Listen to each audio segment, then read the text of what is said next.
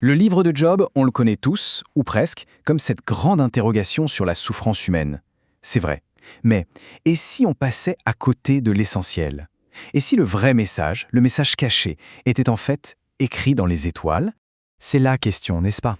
Pourquoi les justes souffrent-ils?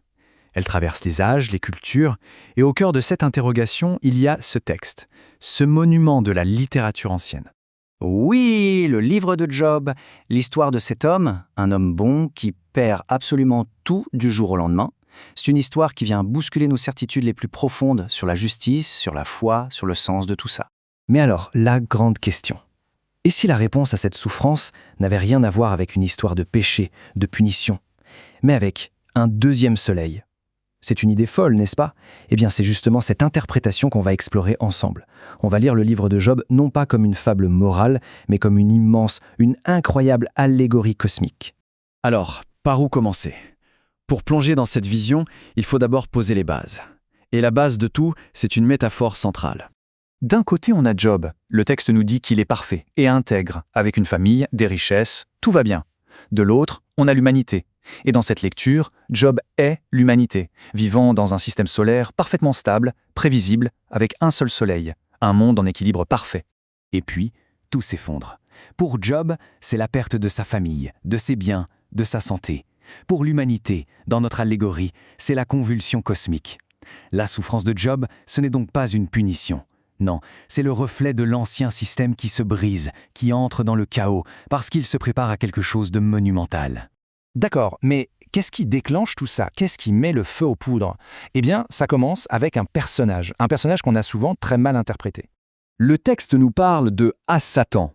Attention, en hébreu, ça ne veut pas dire le diable avec des cornes et une fourche, ça veut dire l'adversaire, l'accusateur. C'est une force qui vient tester la solidité du système, qui vient le mettre à l'épreuve.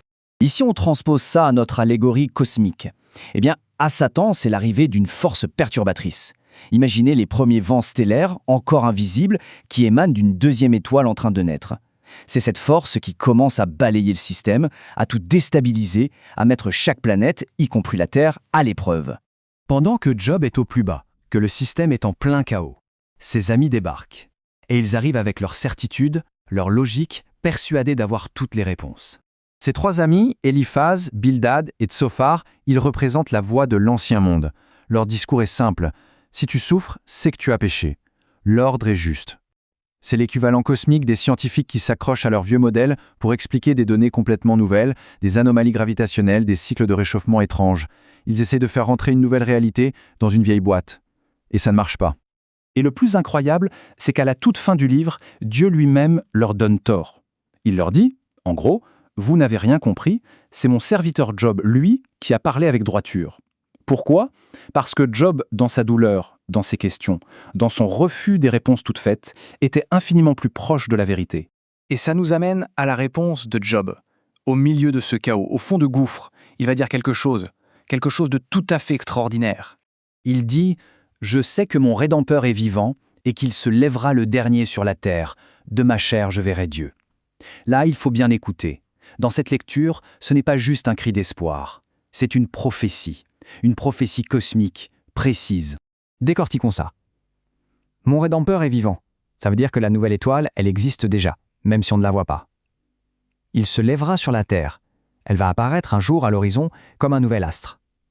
Et de ma chair, je verrai Dieu. Quand la transformation sera complète, l'humanité entière la verra de ses propres yeux. C'est une feuille de route en 3 étapes. Juste avant la grande révélation finale, un nouveau personnage entre en scène, Élihu. Il est plus jeune, il a une énergie différente. Dans notre allégorie, il est comme l'étoile du matin. Il n'est pas encore le soleil, mais sa présence annonce que l'aube est imminente. Et là, on arrive au climax, le moment que tout le monde attend. Dieu répond enfin, mais pas du tout comme on s'y attendait. Il ne donne aucune réponse facile. Au contraire, depuis un tourbillon, il bombarde Job d'une série de questions, des questions purement cosmiques. La première question est vertigineuse. Où étais-tu quand j'ai fondé la terre, alors que les étoiles du matin chantaient en chœur? Bam! D'un coup, on change complètement d'échelle. On ne parle plus de la petite vie de Job, on parle de la naissance du système solaire, de ce passé lointain où les proto-étoiles, les étoiles naissantes, vibraient ensemble. Ensuite, ça continue. Peux-tu lier les liens des Pléiades ou faire paraître les étoiles en leur saison? Le mot-clé ici, c'est saison. Ça sous-entend que l'apparition des étoiles n'est pas aléatoire. C'est un cycle, un moment prédestiné, sur lequel l'humanité n'a absolument aucun contrôle. Et puis, il y a cette question absolument géniale. As-tu pénétré dans les dépôts de la neige, que je garde pour les temps de détresse, pour les jours de combat et de guerre? Les dépôts de neige, de quoi parle-t-on? Dans cette lecture, c'est le carburant cosmique. C'est une métaphore pour les immenses réserves de glace et de gaz gelés qu'on trouve sur des planètes comme Neptune.